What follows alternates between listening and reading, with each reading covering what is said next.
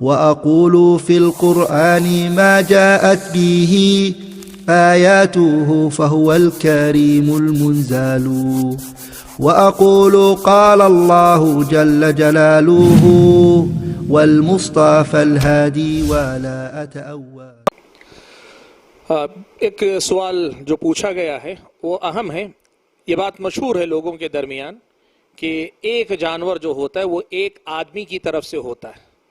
جیسے گھر کا سرپرست اگر قربانی کر رہا ہے تو ایک جانور اس کی طرف سے ہے، یا ایک حصہ اگر لے رہا ہے کسی بڑے جانور میں تو وہ اسی کی طرف سے ہے، بقیہ گھر والوں کی طرف سے نہیں ہوتا۔ اگر کوئی آدمی گھر والوں کی طرف سے کرنا چاہتا ہے تو جتنے گھر والے ہیں اتنے جانور اسے ذبح کرنے پڑیں گے۔ یہ بات مشہور ہے،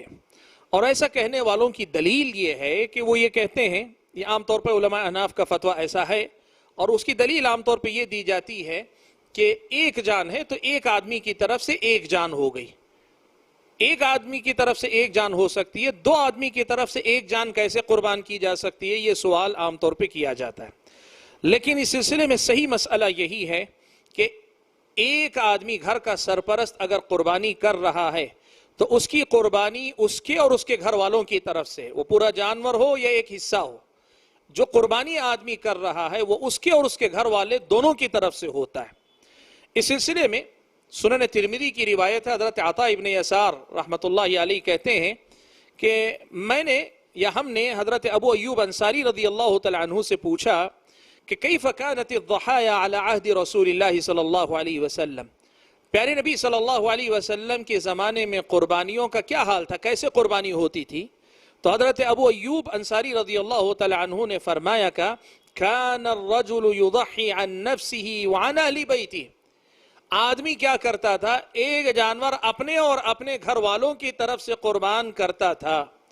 اس حدیث کے لفظ سے معلوم ہوتا ہے کہ گھر کے سرپرست کی قربانی گھر کے سارے افراد کی طرف سے ہوتی ہے، تو ایک جانور سارے گھر والوں کی طرف سے ہو سکتا ہے۔ اب بسا اوقات لوگوں کو یہ اشکال ہوتا ہے کہ بھئی گھر بڑا ہے، خاندان بڑا ہے، 10-12 بچے ہیں، 10-12 لوگ افراد ہیں۔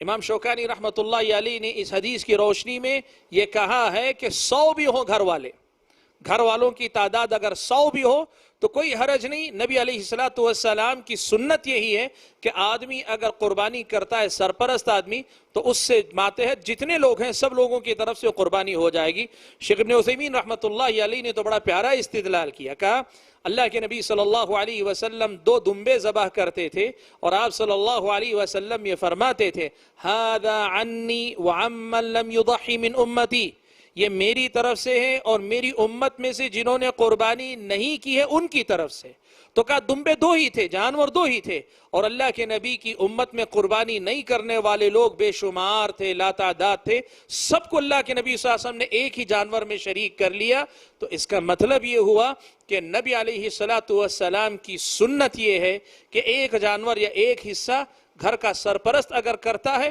وہ سب کی طرف سے کافی ہو جاتا ہے۔